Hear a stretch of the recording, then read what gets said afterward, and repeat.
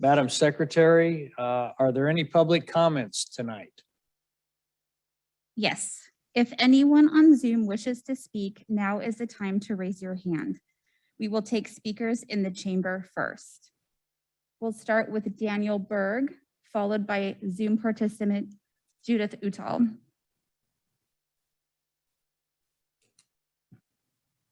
Good evening. My name is Daniel Berg. I'm a 19-year Woodbridge resident, and I would like to have a quick attention to the plans for getting the Piper Preschool in the Woodbridge Center. We're a bit concerned as residents, and there's a larger group of us that are a bit concerned. There are two main reasons that I wanted to bring to your attention. One is the whole location of the preschool, which will be in the current Barnes & Nobles and the Ruby's restaurant.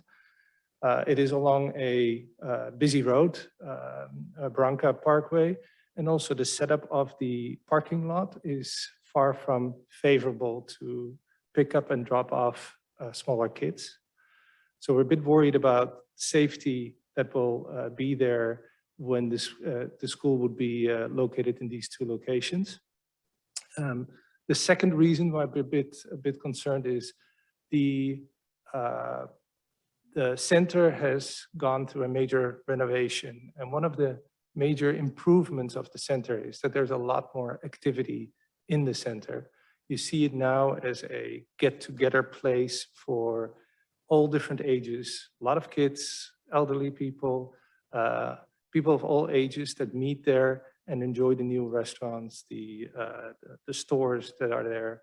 And we're worried if there is a preschool with a just high intensity in the morning and a high intensity in the afternoon, and for the rest, no traffic, that we will get to a similar situation as the center was before the renovation, where there's almost nothing happening because there is no traffic. So we think that a bookstore and a restaurant that are there now or were there now are very good examples of keeping the center lively. But a preschool with really peak moments of drop off and pick up will not really contribute to all the improvements that the city of Irvine as well as the Irvine company made with these high investments in this center. It really, really improved, but we're concerned with this move that it goes in the wrong direction. That's what I wanted to bring to your attention. And I know this is, I think, on the planning to be approved. So our view, we thought was important to share with you in this process. Thank you, Daniel, for the comments. And when that becomes an issue in front of us, we will take those comments into consideration in our views. Great. Thank you so much for your attention. Thank you again. Next, we have Zoom participant Judith Uttal, followed by Cambria, California.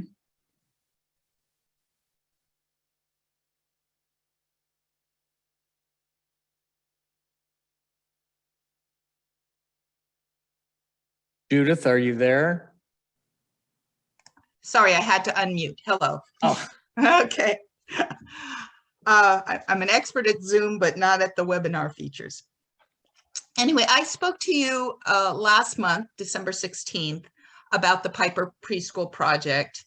Hope you remember my comments. And I just wanted a few minutes just to give you an update on where we are.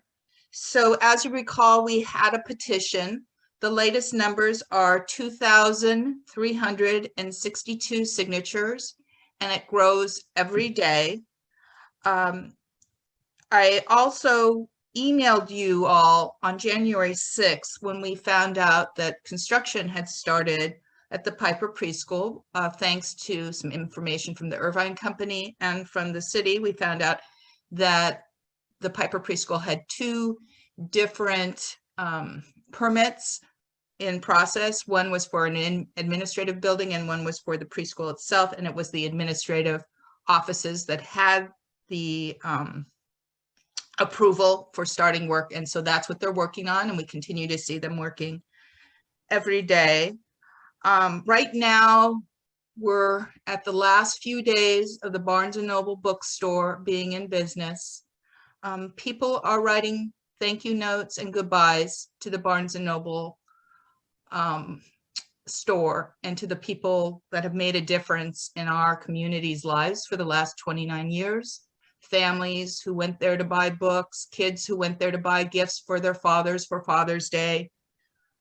All the magic of the bookstore, people are now beginning to mourn and feel the sorrow at the loss of the bookstore. They are looking for another property, but it's our loss that it won't be, we won't have a major retail organization in Woodbridge anymore, except for a grocery store. So that's a big loss for our community. We presented to the Woodbridge Village Association board last week and a decision was made. I'll let them be the one to tell you what they decided in terms of that meeting. And my final comment is really wanting to have a sense from you, if we could, about the timing for when this is going to be on the agenda. We're in contact with Sherman Jones, but we haven't heard exactly when this is going to appear on the agenda for the Planning Commission. So that's my last thought, but I thank you. I know there are other people who plan to speak today. This is a very, very critical issue for our community, one that people feel extremely passionate about and extremely concerned about. So please be patient. We told most people that this isn't the meeting where you guys are going to have it on the agenda, but still people want to make their feelings heard. Thank you.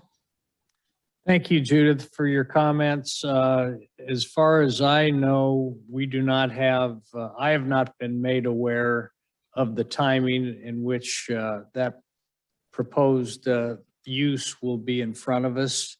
I would continue to request information from staff. And when it's in front of us, we will listen to all parties concerned. So thank you very much for your comments tonight, and we appreciate your viewpoint. Thank you. Madam Secretary? We'll take our last Zoom speaker, Cambria, California.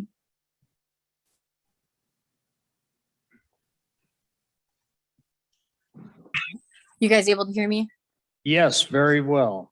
Well, thank you for taking the time to hear me out today. I also would like to speak on the Piper Preschool project. As it was put in the beginning of the meeting, Irvine is a cultural center and of the heart of Orange County, and having a preschool at the community center will completely change its purpose.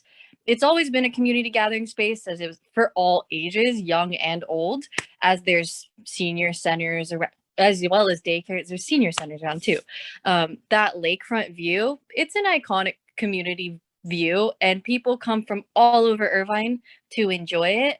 And to see that view privatized by a merchant that's not inclusive is a travesty to the community.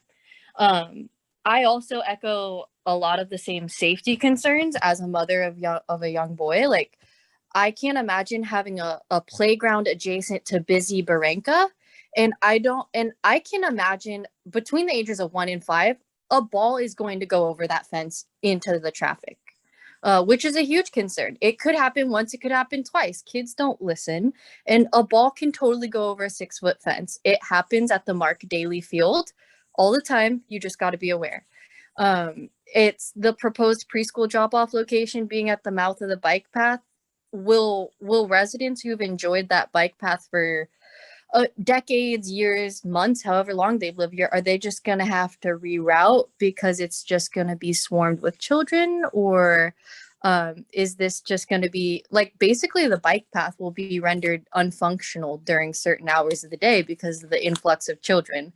And the community centers, just as you guys said, they have special permits. It's not currently zoned for a school to be there. And I would just like to reiterate the fact that many other Woodbridge residents, we don't mind Piper Preschool coming to Irvine, but having them not being an inclusive merchant and locating at the heart of the Woodbridge Community Center is where many people are just so sad to see Barnes and Noble booted out, the entire lakefront view of Ruby's privatized. Like, we would like that community view that actually has a special place in tons of people's hearts and memories to be a place that everyone can access.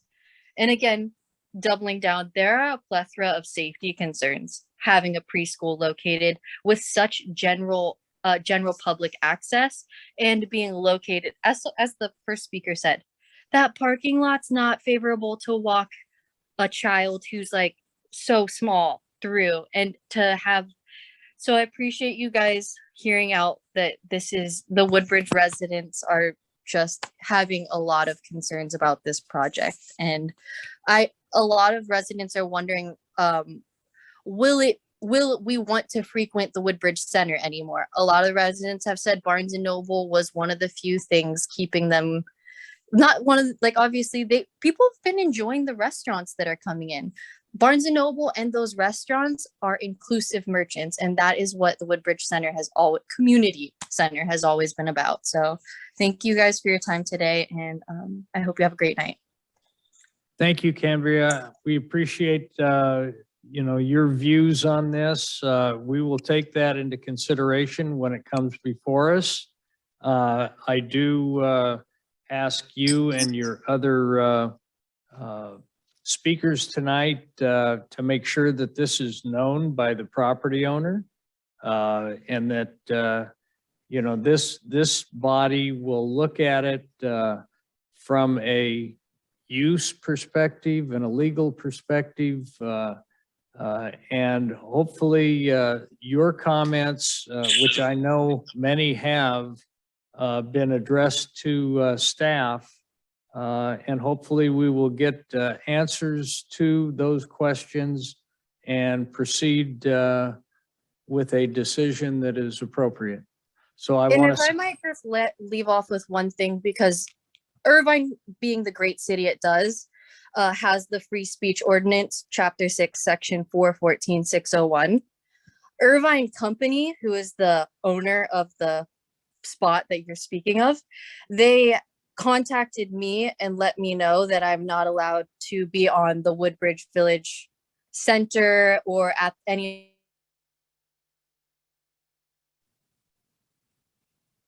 cards with a QR code linking to the petition. Not harassing anyone, just notifying the community of a pending project. That is in violation of that section, and I just wanted to let it be known to you as city officials that Irvine Company is trying to hinder community notification of this project before they secure the permits. Thank you very much. I'm sure staff, Mr. Garrick and staff will review that comment and give us some advice as to what may be happening. So thank you, Cambria. I appreciate it. We all appreciate the interaction of our fellow residents in this arena, and hopefully we can resolve this without problems. Madam Secretary.